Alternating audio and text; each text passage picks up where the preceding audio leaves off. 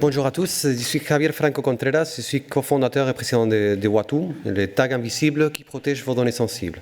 Donc aujourd'hui, on va parler des fuites de données par des utilisateurs autorisés, des fuites de données origine interne. Je vais commencer par des données marchés. Là, vous connaissez sûrement ces données connues, les marchés français de la cybersécurité, estimés à 13 milliards d'euros.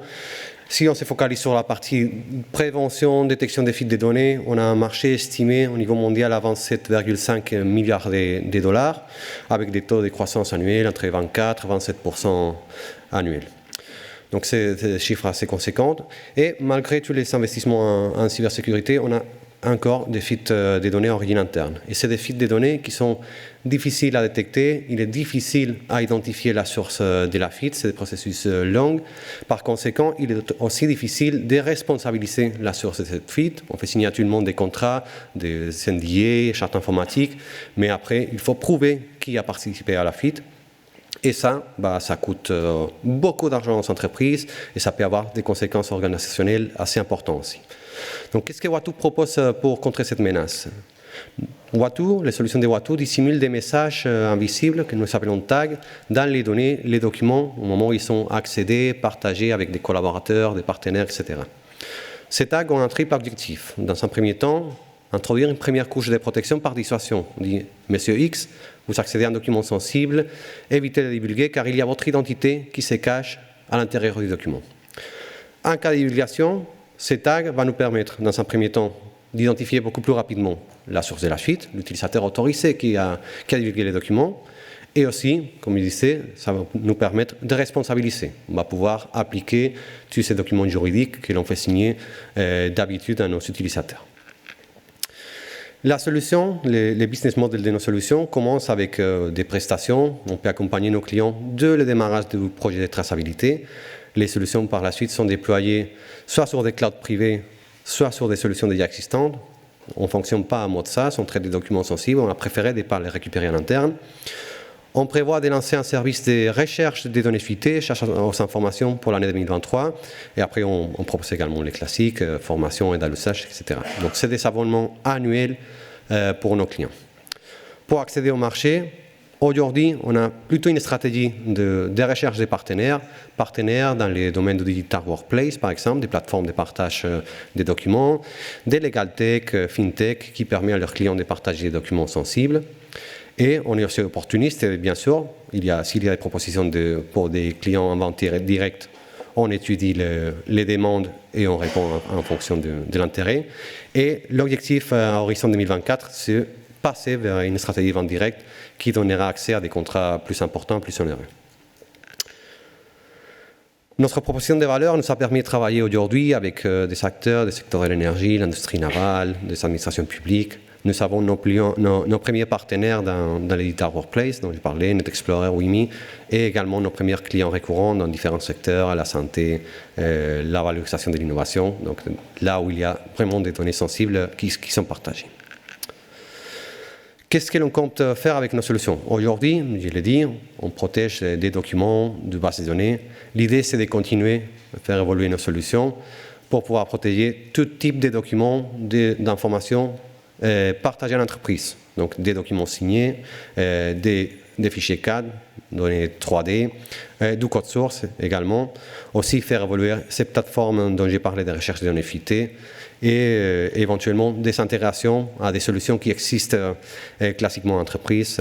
Là, pour citer quelques-unes, on parle des solutions Office 365, des solutions CRM, parce que les bases de données clients sont parmi les plus volées des commerciaux qui partent avec toutes les données clients de l'entreprise, etc. Objectif, aujourd'hui, on cherche à lever des fonds, bien sûr. L'objectif, c'est d'arriver à horizon 2024. Pour nous, ça c'est mars 2025, avec 1,2 million en chiffre d'affaires récurrent, avec une équipe de 18 personnes, des partenariats solides et aussi des premiers contrats à l'international.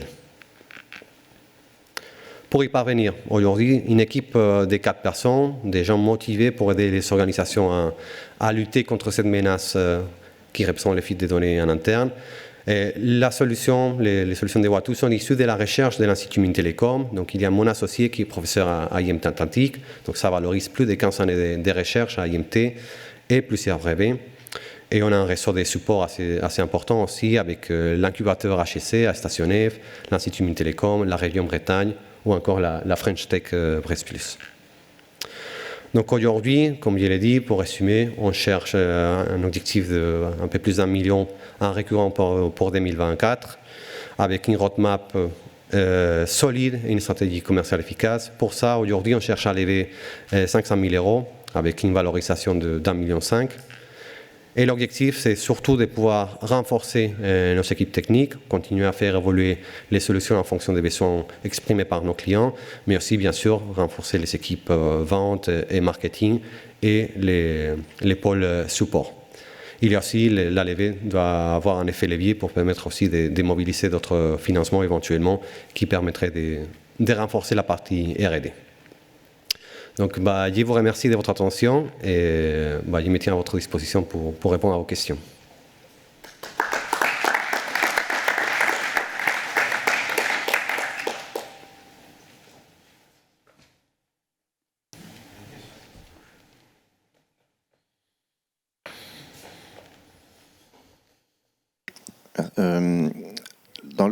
Dans une des premières planches de la présentation, il y a un chiffre qui laissera penser que le marché adressable de Watoo, c'est 31 milliards de dollars en 2031. Oui. En fait, c'est le marché de la fuite de données. Mais moi, j'ai quand même l'impression qu'aujourd'hui, la fuite de données, c'est plus du fait des rançongiciels que des utilisateurs qui ont un accès légitime à une donnée qui ensuite la font fuiter volontairement à l'extérieur. Donc c'est quoi en fait le vrai marché adressable par votre solution ? En fait, l'objectif des solutions DLP, qui font partie de ces marchés de détection des fuites et prévention des fuites, c'est faire face à tout type de fuites. Effectivement, il y a une grosse partie des fuites de données aujourd'hui qui sont les résultats des ransomware, mais il y a aussi, il ne faut pas oublier, les campagnes de phishing. Là, c'est un utilisateur interne qui voit son compte compromise. Et là, même si c'est un acteur externe qui va récupérer les données, c'est à partir d'un compte interne. Et dans ces contextes, les solutions de Watoo peuvent avoir aussi intérêt, parce qu'on va taguer les données avec l'identité ou les comptes d'un utilisateur interne qui a vu son compte piraté. Et dans ces contextes, on peut se dire, OK, là, il y a un incident. Il y a un compte interne qui a été piraté, et ça va aussi réduire les temps nécessaires pour détecter ce type d'incident. OK, merci. Ouais, moi j'ai une question plutôt technique là. Vous indiquez que votre tag est invisible. Est-ce qu'il est réversible ? Vous pouvez expliquer en fait l'invisibilité, s'il vous plaît ? D'accord. Oui, je ne l'ai pas indiqué. Les solutions s'appuient sur les watermarking. Je ne sais pas si ça vous parle. Donc dans les contextes de watermarking, il y a bien sûr des techniques pas réversibles et d'autres qui les sont. Nous appliquons certaines techniques qui sont réversibles, pareil, d'autres qui ne le sont pas. En fonction des besoins du client, on peut appliquer uniquement des techniques réversibles s'il y a un besoin. Il faut savoir par contre qu'en général, les techniques réversibles sont moins robustes à certains types d'attaques. Là, il n'est pas indiqué, pour les documents PDF, nous appliquons des techniques qui nous permettent par exemple de résister aux captures d'écran, à la prise en photo du document PDF avec un téléphone portable. Donc ça, c'est assez robuste. Par contre, c'est pas réversible. C'est des modifications. C'est pas réversible, surtout parce que ça permet de résister aux attaques qui viseraient à supprimer la marque. Merci.